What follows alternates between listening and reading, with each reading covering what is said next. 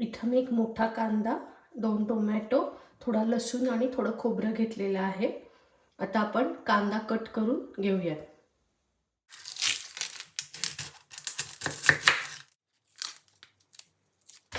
कांदा आपल्याला मोठा चिरून घ्यायचा आहे, जास्त बारीक चिरायचं नाहीये.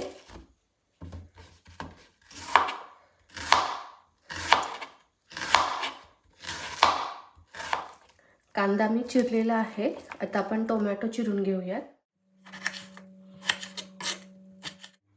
कांदा टोमॅटो चिरून झालेला आहे. आता आपल्याला कांदा आणि टोमॅटो चांगलं भाजून घ्यायचं आहे.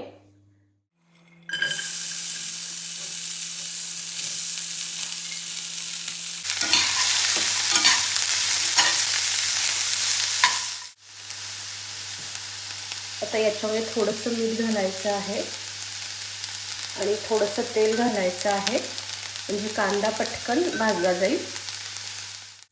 कांदा चांगला परतलेला आहे. आता याच्यामध्ये आपण टोमॅटो ॲड करूयात.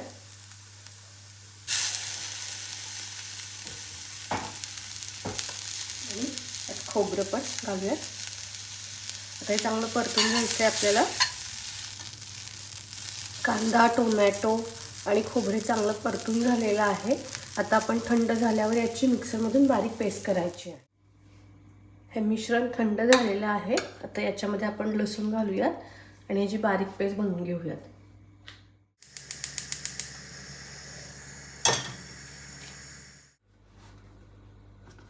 कढईमध्ये 2 चमचे तेल घ्यायचं आहे.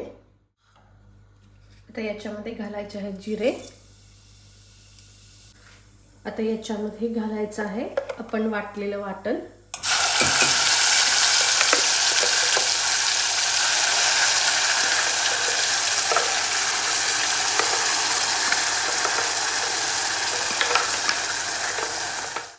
आता याच्यामध्ये घालायचं आहे अर्धा चमचा जिरा पावडर, अर्धा चमचा धने पावडर, थोडासा गरम मसाला, 1 चमचा कांदा लसूण मसाला. आता हा मसाला सगळा आपल्याला तेल सुटेपर्यंत चांगला परतून घ्यायचा आहे. आता आपला मसाला परतून झालेला आहे. आता याच्यामध्ये घालायचं आहे आपल्याला गरम पाणी.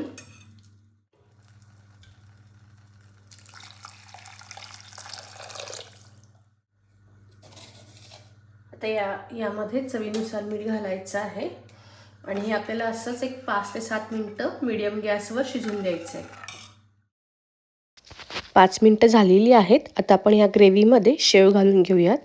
जेव्हा तुम्ही ही भाजी खाणार आहात तेव्हाच आयत्यावेळी शेव घालायची आहे, नाहीतर सगळी शेव याच्यामध्ये विरघळते आणि एकदम त्याचा लगदा होतो. त्यामुळे ऐनवेळीच याच्यामध्ये शेव घालायची आहे. तुम्हाला जर ही रेसिपी आवडली असेल तर व्हिडिओ लाईक करा, तुमच्या मित्रमैत्रिणींसोबत शेअर करा. तुम्ही या चॅनलवर नवीन असाल तर चॅनलला सबस्क्राईब करा आणि आपण परत भेटूया अशा नवनवीन रेसिपीसह. तोपर्यंत धन्यवाद.